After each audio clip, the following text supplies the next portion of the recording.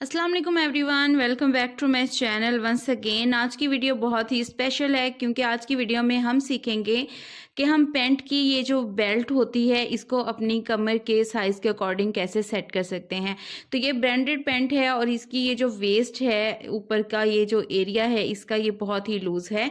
बाकी पूरी की पूरी पैंट जो है वो बिल्कुल साइज़ के अकॉर्डिंग फिट है, लेकिन इसकी ये चीज़ जो है, एक तो स्ट्रेच है, दूसरा ये कि बहुत लूज़ है। और बहुत से बच्चे ऐसे होते हैं जो कि बेल्ट लगाना पसंद नहीं करते, और अगर हम ज़्यादा लूज़ वाली पैंट पे बेल्ट लगा भी लेते हैं तो ये ऐसे जो है ये चुनट्स बेल्ट के अंदर से बनने शुरू हो जाते हैं और बहुत ही बुरी लगती है पैंट। तो इसको हम कैसे अपने साइज़ के अकॉर्डिंग सेट कर सकते हैं, तो चलें जी, आज की वीडियो में मैं आपको प्रॉपर तौर पे गाइड करूँगी। दोनों तरीके आपके साथ शेयर करूँगी कि अगर आप इसमें इलास्टिक ऐड करना चाहें तो कैसे कर सकते हैं, और अगर आप विदाउट इलास्टिक इसको अपनी कमर के साइज़ के अकॉर्डिंग करना चाहें तो वो कैसे कर सकते हैं। तो वीडियो को आपने स्किप नहीं करना, फुल वॉच करना। तो सबसे पहले आपने अपनी वेस्ट जो है उसका साइज़ ले लेना है कि आपकी राउंड में वेस्ट कितनी है। तो आपने जिसकी भी पैंट का साइज़ लेना है, जिसकी भी आप पैंट ठीक कर रहे हो, तो आपने इस तरह से इंचेस टेप को रखना है राउंड में और कमर का साइज़ लेना है, ठीक है। तो ये 29 इंचेस जो है हमारी ये वेस्ट का साइज़ आ रहा है। तो इसको आपने बिल्कुल भी लूज़ नहीं रखना, ऐसे बॉडी के साथ आपका जो है वो साइज़ आना चाहिए। तो 29 वेस्ट हमने रेडी करनी है। अब यहाँ पे देखें जी, हमारा जो साइज़ आया था एक्यूरेट वो 29 इंचेस आया था। तो यहाँ पे अब हम इसको मेजर करते हैं कि हमारी पैंट का जो साइज़ है वो कितना है। तो आपने जब भी पैंट की वेस्ट का साइज़ करना है तो इस हिस्से को आपने इस तरह से बिल्कुल इक्वल कर लेना है।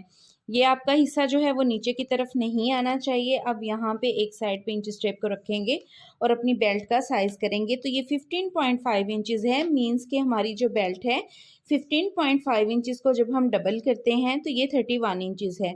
लेकिन हमारी वेस्ट लाइन जो है वो 29 इंचेस पे आ रही है, तो हम इसको अपनी वेस्ट लाइन के अकॉर्डिंग सेट करेंगे। अगर आप इसमें इलास्टिक ऐड करना चाहते हैं तो जितनी आपकी एक्यूरेट वेस्ट लाइन होगी उससे आपने 2 इंच कम करके रखना है। और अगर आप इसमें इलास्टिक नहीं डालना चाहते, आप इसको ऐसे ही इसी साइज़ में अपनी कमर के अकॉर्डिंग सेट करना चाहते हैं, तो फिर आपने 29 इंचेस अगर आपकी वेस्ट लाइन है तो 1 इंच इसको कम रखना है ताकि ये हमारी कमर पे बिल्कुल फिट आए। अब पैंट की उल्टी वाली साइड हमने ऊपर की तरफ कर लेनी है और सीधी साइड जो है वो अंदर की तरफ है। ये इस साइड पे जहाँ पे हमारी पॉकेट्स अटैच होती हैं, ये वाला हिस्सा। अब हम इस साइड से पैंट को इस तरह से पकड़ेंगे। यहाँ पे 31 टोटल वेस्ट है पैंट की, हमें 28 इंचेस चाहिए। 29 हमारा एक्यूरेट साइज़ है, 1 इंच हम कम रखेंगे ताकि हमारा साइज़ जो है हमारी वेस्ट लाइन पे परफेक्ट आए। तो यहाँ पे देखिए 31 में से हमने 28 जो है वो माइनस कर देने हैं, तो 3 इंचेस हमारे पास जो है इसका टोटल गैप है जिसको हमने कवर करना है। 1.5 इंच इस तरफ से हम कमर को कम करेंगे और 1.5 इंच दूसरी तरफ से कमर को कम करेंगे। तो यहाँ पे देखें 1.5 का हमने हाफ कर लेना है। इस तरह से इंच स्टेप को आपने फोल्ड करना है और यहाँ पे रखेंगे। तो इस जगह पे देखें हमने इस तरह से मार्किंग करनी है, मतलब कि हमारा इतना एरिया जो है वो सिलाई में जाएगा। तो इसको जब हम अपने सिलाई में देना है तो आपने इसको इस तरह से तिरछी इसकी सिलाई जो है वो लेके आनी है इस तरह से। आप चाहें तो इसको हैंड स्टिच भी कर सकते हैं या इस पे मशीन के साथ भी सिलाई लगा सकते हैं। तो इस तरफ से भी हमने इस तरह से मार्किंग कर लेनी है और इसी तरह से हमने मार्किंग जो है वो दूसरी तरफ भी करनी है।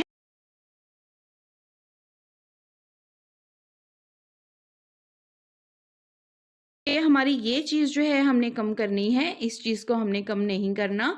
और अगर हम इसको बिल्कुल सीधा सिलाई लेके जाएंगे तो यहाँ से हमारी जो पॉकेट्स हैं वो स्टिच हो जाएंगी सिलाई में और ख़राब हो जाएंगी। तो हमने इसको जो है थोड़ा सा इस तरह से तिरछे में ही सिलाई को रखना है।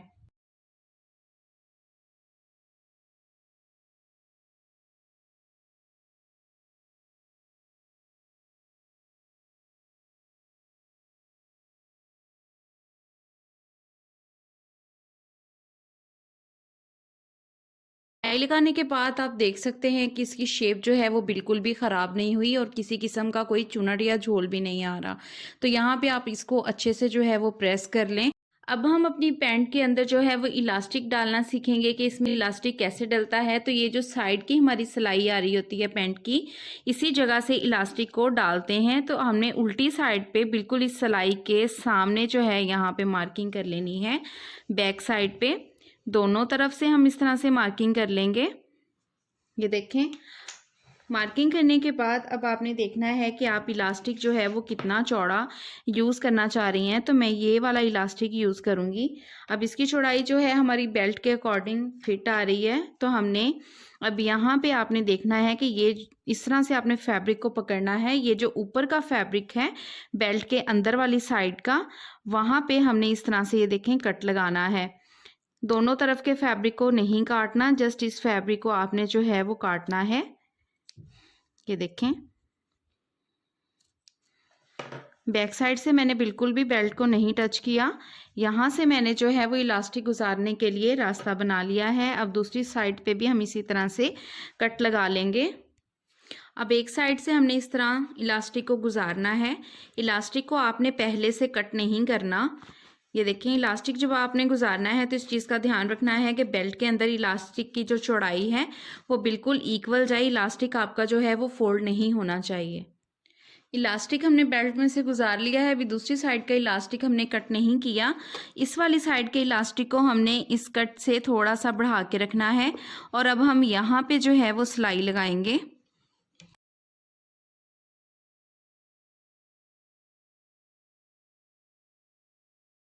अब आपने इस तरह से देखिए अपनी वेस्ट के अकॉर्डिंग इलास्टिक को सेट करना है कि आपकी वेस्ट जो है वो कहाँ तक सेट आ रही है।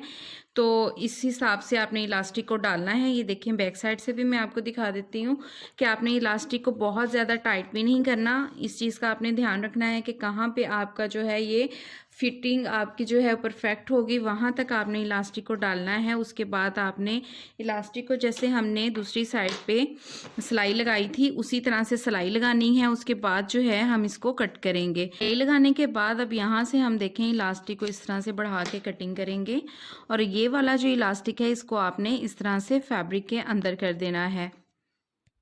अब ये जो हमारा गैप आया है इसको हम हैंड स्टिच करेंगे। तो इस तरह से नीडल को आपने अंदर की तरफ से निकालना है। गिरा जो है धागे की वो अंदर की तरफ चली जाएगी। अब यहाँ से आपने इस तरह से हैंड स्टिच करना है। ये देखें, यहाँ से हम छोटे छोटे से टांके उठाएंगे। अभी हमने इसको खींचना नहीं है धागे को बिल्कुल भी। दोनों तरफ से आपने इस तरह से इसको कवर करना है।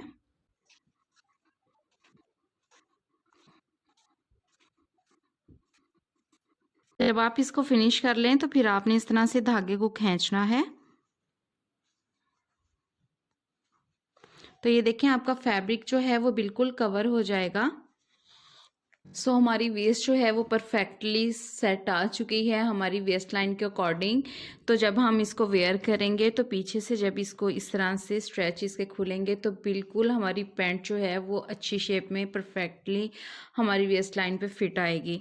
तो आपने इसी तरह से अगर आपके बच्चों की पैंटें जो हैं ऊपर से लूज़ हैं तो इनको इस तरह से फिट कर सकते हैं। आई होप कि आज का मेथड आपको अच्छा लगा होगा। मेरी ये वीडियो आपको पसंद आई होगी। अगर आपको वीडियो अच्छी लगी है तो वीडियो को लाइक करें, चैनल को सब्सक्राइब कर दें, बेल आइकन को लाजमी प्रेस कीजिएगा। मिलते हैं नेक्स्ट वीडियो में। अपना बहुत सारा ख्याल रखिएगा। अल्लाह हाफिज़।